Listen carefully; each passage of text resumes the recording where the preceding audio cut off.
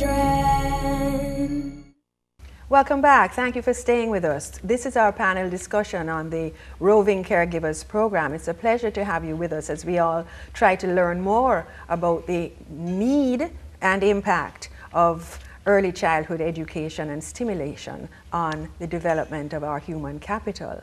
Very pleased to have with us as we continue. In case you're just joining us, there's Susan Branca-Lashley, who is the Program Director for the Caribbean Child Support Initiative. And to her right is Sean Vargas. He is the Coordinator for the Roving Caregiver Program in Belize. And to his right, Utilia Burrell, Executive Director for the program. And so this is a program that's impacting not only from education, but culturally, socially, and we can see where it will have impact on national productivity in the Caribbean in the long run. But to go back to how it actually starts, can you tell us a little bit about why this program is so impactful from a content perspective? Children's work is play. Yeah. And this is something that we always say. And it speaks to the way the Roving Caregivers program operates. It's through play. And this means that the rovers who got their names by their activity, they actually go from home to home in the communities, take what we call play gadgets. And they take these into the homes and they play with the children, to put it succinctly. And the parents, as well as any other significant other person in that household, is encouraged to join in. Children learn through play. And it is that kind of activity that eventually leads to language development. Right. Because the child may not be speaking, but the child is interacting. Yes. So while the songs are being sung, while the blocks are being used, while the cart is being pushed, verbalization occurs.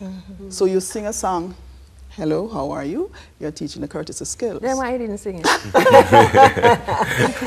Sean, you get Sean to sing it. Sean will do that. Let's go. I want to learn. We will sing it together. Yeah, let's hello, sing it together. How are you? Hello, how are you? Hello, And very often, how are you? How are you today? Simple as that. Yes, just that. Okay. And Okay. through the music, through the, you get the child's Stimulation. attention. Definitely. Yes. You're stimulating the child, Yes. and you actually see the eyes moving, you see the lip. Happiness Look at what you're coming. doing. Yes. You're laughing. Yes. The happiness comes out. Yes. And in parents too. I mean, it's amazing how infectious it gets after the first, second, third visit. Exactly. You know, parents get a lot more excited about it because they see their children are responding. Right. You see them coming closer in for the stimulation. So, and in Belize in particular, I mean, I visited the program there, and as Sean said, you know, the families are a bit shy initially. But from the first time that I visited to now, you can see that the parents are gravitating closer. Yes. So it's not the sphere of what's happening, but they're realizing that, you know, something is happening here with my child that's different.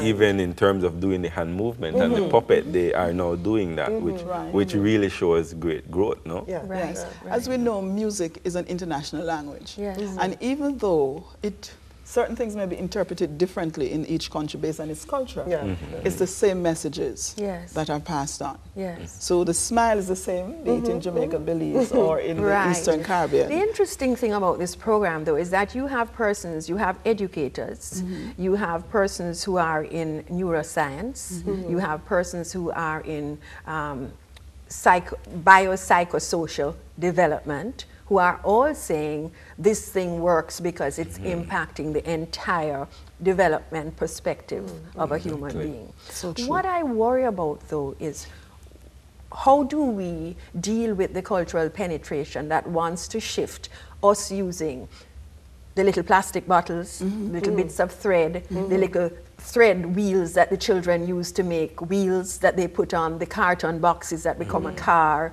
the little piece of plastic that becomes the rudder. And so the feeling that this is not enough, that you need to go and actually buy expensive plastic toys so that you can't afford to stimulate your child. I think something like this, it's through fora like these that you're going to send the messages out. Twin with what is happening in terms of the high increase in the rate of crime in the countries, especially here in Jamaica. And stop it. Are you telling people that this roving caregivers program, stimulating a child's brain early, between 0 to 3, because you said before in the womb, can impact crime? It certainly can. Explain that, because people are going to say, no. Explain that. For instance, in the homes, whatever environment you create, that is how the child is going to develop. Yes. And that is why we speak to the impact of the environment on brain development. Yes.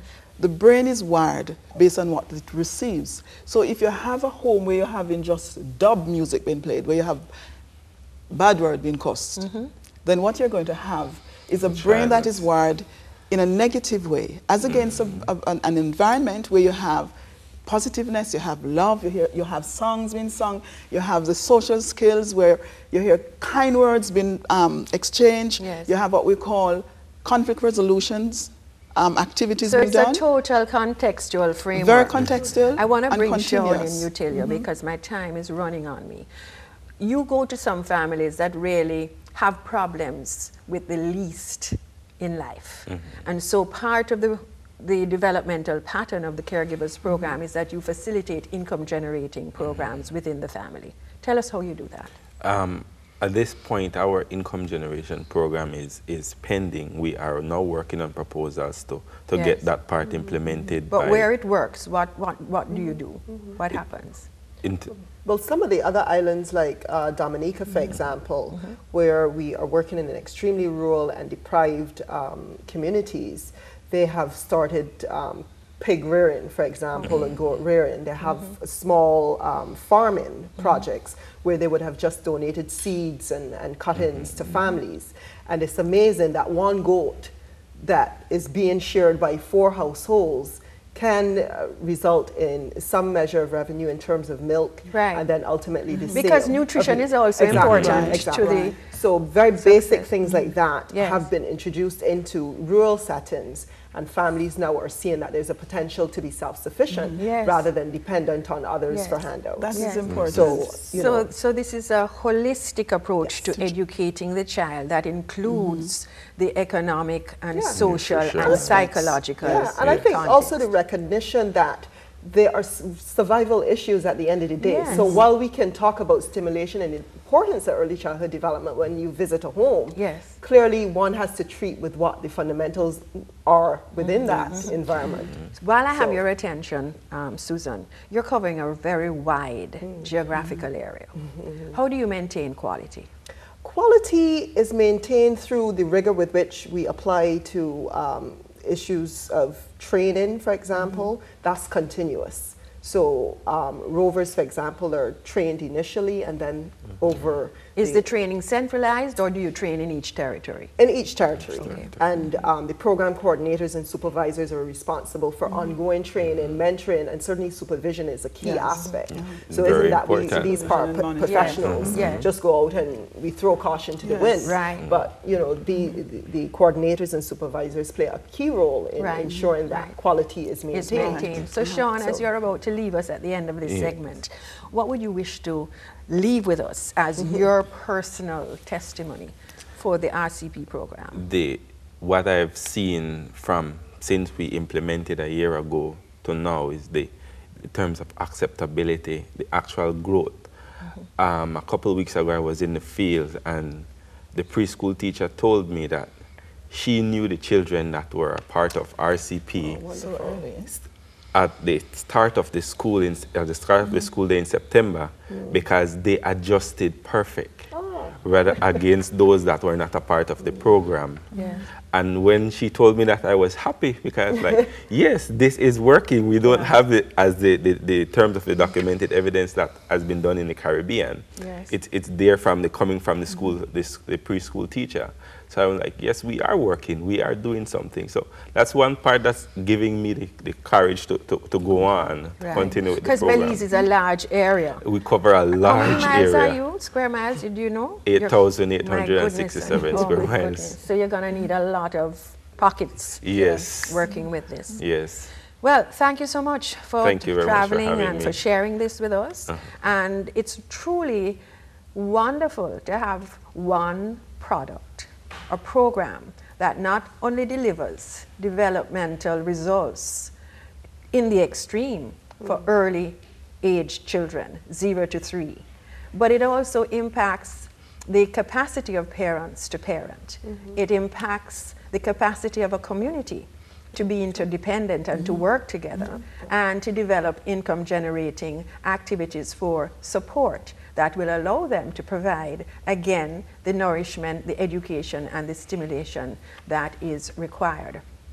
It's truly an exciting possibility, and we look forward to this spreading throughout the region if we are serious about our development.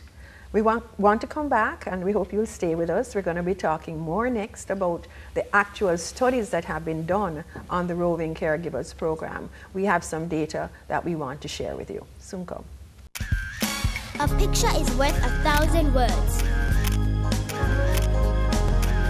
Got it? Taking care of us can be so easy. Take good care of the children.